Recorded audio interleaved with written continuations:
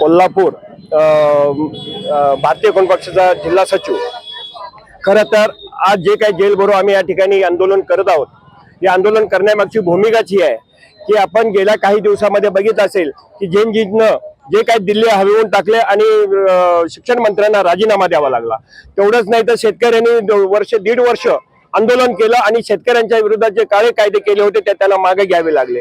म्हणजे बहुमताच्या जोरावर या सरकारनं जे काही कामगार कष्टकरी वर्गाला जो काही त्यांच्या विरोधातली जे काही धोरणं राबवणं चालू केलेलं आहे आणि भांडवलदारांना पोषक अशी धोरणं त्यांनी लागू केलेली आहेत। आणि याच्या विरोधात आम्ही संपूर्ण भारतभर कामगार किसान सर्व संघटित कामगार असे सगळेजण आम्ही या ठिकाणी संपूर्ण भारतभर देशव्यापी हा जेल भरो आंदोलन चालू केलेला आहे। खरं तर या ठिकाणी युवक हे नाही आहे, युवकाला नोकऱ्या मिळत नाहीत, शिक्षण महाग झालेलं आहे, शिक्षण गोरगरिबांना मिळत नाही, सरकारी शाळा बंद पडतायत आणि खाजगी शाळांचं पे उठलेलं आहे। एवढंच नाही तर शेतकऱ्यांना किमान हमी भाव मिळाला पाहिजे, तो मिळत नाही आहे। या ठिकाणी स्वामीनाथन आयोगाच्या शिफारशी त्याची अंमलबजावणी नाही आहे। कामगारांचे जे लढून मिळवलेले 29 कायदे होते ते 29 कायदे रद्द करून त्या ठिकाणी 4 लेबर कोड या ठिकाणी आणलेले आहेत। हे लेबर कोड मध्ये की कामगारांना कामाची शाश्वती नाही आहे। जसं कामावर कधी घ्यायचं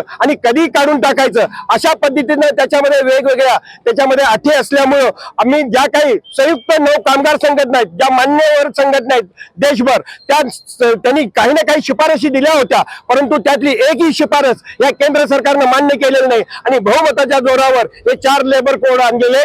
याच्या विरोधात आम्ही संपूर्ण भारतभर आंदोलन देशभर आम्ही जेल भरो आंदोलन करत आहोत। या ठिकाणी अंगणवाडी असतील, या ठिकाणी आरोग्य परिचर असेल, या ठिकाणी फेरीवाल्यांचा कायदा आहे, तो कायद्याची सुद्धा अंमलबजावणी होत नाही आहे। दोन्ही MIDC मध्ये कर्मचारी आहेत, म्हणजे सगळे शेतकरी सुखी नाही आहे, विद्यार्थी युवक सुखी नाही आहे, या ठिकाणी जनसामान्य सुखी नाही आहे। या ठिकाणी वाढती महागाई आणि या महागाईला तोंड द्यायचं कसं अशा पद्धतीने चालू आहे। आणि याच्यासाठी मात्र या देशातला पंतप्रधान म्हणून यांनी कुठल्याही याच्यामध्ये बाहेर तुमच्या पत्रकारांच्या माध्यमांना पत्रकारांना सुद्धा सामोरी जात नाही। अशा पद्धतीनं हे जे काही देशभर चालू आहे, या देशभरामध्ये खरं तर कोल्हापूर जिल्ह्यामध्ये सुद्धा कोल्हापूर जिल्ह्यामधील आमच्या अंगणवाडी असतील, आशा वर्कर्स असतील किंवा आरोग्य परिचर असतील, तुमच्या माध्यमातून सांगू इच्छितो की फेरीवाल्यांच्यावर सुद्धा संपूर्ण महाराष्ट्रभर इथं कारवाई होताना दिसते। कायद्याची अंमलबजावणी करा म्हणतो, संविधानाची अंमलबजावणी करा आणि संविधानात्मक काम करा